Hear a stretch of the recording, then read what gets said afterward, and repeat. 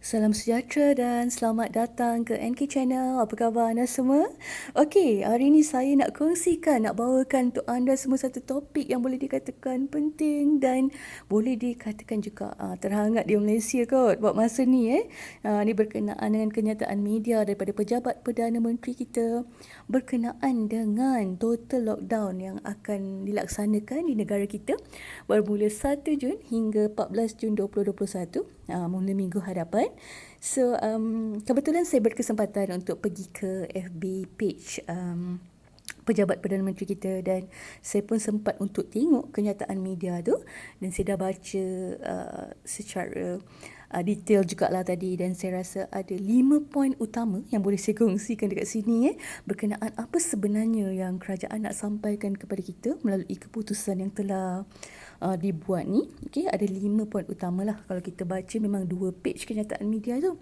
Cuma melalui sesi perkongsian kali ni, video kali ni saya akan ringkaskan untuk makluman korang semua. Okey, pertama sekali of course lah dimaklumkan akan ada penutupan penuh sektor sosial dan ekonomi ataupun dipanggil total lockdown fasa pertama bermula 1 Jun hingga 14 Jun 2021 iaitu selama 14 hari. Kira benda pertama yang dimaklumkan dekat sini ni berapa lama lockdown ni akan dijalankan, total lockdown fasa pertama ni.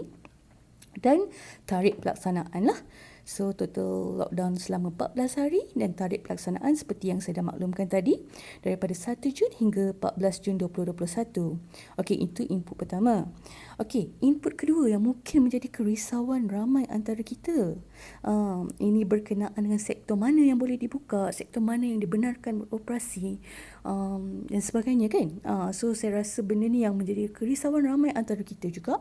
Walaupun kita nak total lockdown tu tapi kita masih nak tahu kan macam company kita buka ke, kilang kita buka ke kan, dan apa yang dibenarkan, apa yang tak.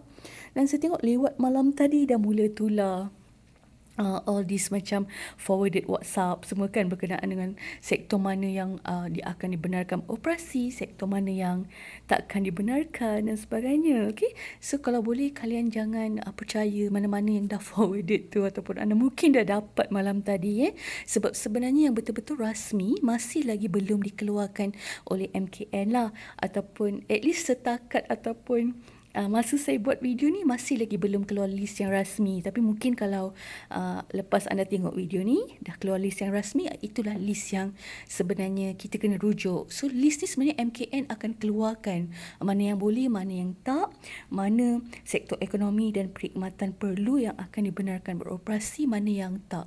Okey, so memang belum ada keluar lagi satu list rasmi. So jangan percaya ataupun tertipu dengan mana-mana list yang anda dapat secara forwarded melalui WhatsApp ataupun mana-mana media yang lain. Okey, so kita sama-sama nantikan daripada pengumuman rasmi ataupun list rasmi, senarai rasmi daripada MKN yang saya percaya mungkin dalam masa sehari dua ni, tapi itu bukanlah satu penentuan kan, bukanlah saya dapat confirmkan benda tu, tapi mungkinlah kan sebab memandangkan kenyataan media pun dah dikeluarkan. So usually list rasmi tu takkan ambil masa yang terlalu lama. So kita just nantikan makluman ataupun maklumat rasmi daripada MKN sendiri berkenaan mana sektor ekonomi dan perkhidmatan perlu yang akan dibenarkan beroperasi dalam tempoh lockdown daripada 1 Jun sampai 14 Jun tu. Okey, itu perkara kedua jugalah kiranya agak penting juga yang telah disampaikan melalui kenyataan media tu. Okey, ketiga berkenaan dengan justifikasi lah, dan saya rasa berkenaan dengan kenapa lockdown ni perlu dilaksanakan. Kita semua mungkin ramai rakyat Malaysia, netizen kalau kita nampak dah ramai dah request lockdown sebab kita nampak kes makin meningkat hari ke hari, angka kematian pun dah meningkat. Jadi sebenarnya dalam kenyataan media yang dikeluarkan tu ada dinyatakanlah sebahagian daripada penjelasan yang nampak amat konkret kenapa total lockdown ni akan dilaksanakan adalah berdasarkan satu sebab kes harian kita dah lebih daripada 8,000. Kita pun tahu kan dah lebih daripada 8,000 sekarang. Mungkin ramai antara kita sedia maklum perkara tu. Kedua, kes aktif kita sekarang, kes aktif kita yang maksudnya COVID positif COVID-19 positif melebihi daripada 70,000 dan of course angka kematian dah lebih daripada 2,500 dekat negara kita berpunca kerana COVID ni lah. So lebih spesifik yang saya nampak tadi 2,552. Itu untuk angka kematian. Jadi nilai ni dah orang kata critical dan saya bersyukur juga akhirnya kerajaan orang kata telah buat satu keputusan yang bijak walaupun kadang-kadang mereka nak buat keputusan tu pun kita pun tak tahu apa kekangan dan orang kata punca mungkin untuk diputuskan lockdown ni telah ambil masa yang lama tapi akhirnya yang penting keputusan tu telah dibuat dan mungkin kita boleh sedikit lega yang keadaan mungkin akan bertambah baik at least kita ada chances untuk pulihkan situasi ni kan bila total lockdown ni dah diumumkan. Okay, so justifikasi pelaksanaan lockdown ni memang mostly ataupun secara konkretnya kuat sebab kes harian kita meningkat, kes aktif meningkat, lepas tu angka kematian kita pun meningkat lah. Itu yang telah dimaklumkan oleh kerajaan kita melalui kenyataan media tu. Itu poin ketiga. Keempat, turut dimaklumkan juga dekat dalam dalam kenyataan media tu berkenaan apa tindakan-tindakan susulan apa yang kerajaan akan ambil lah, kiranya macam tindakan susulan yang kerajaan akan ambil sekiranya fasa pertama ni dah berjaya. So nampak macam kat situ ada perancangan lah untuk fasa kedua apa tindakan dia, fasa ketiga apa tindakan dia. Okay, sekarang anda berkelapangan anda pun boleh pergi ke FB page Penjabatan Perdana Menteri dan boleh tengok secara detail dia ada laksanakan dia ada macam maklumkan dekat itulah apa pelaksanaan dia kan, macam perancangan macam mana untuk fasa pertama, macam mana fasa kedua total lockdown, macam mana fasa ketiga total lockdown, macam mana ada diterangkan secara terperinci dekat situ. Okey, itu benda ataupun maybe lebih pada poin keempat yang telah disampaikan oleh kerajaan kita melalui kenyataan media tu. Dan yang kelima yang mungkin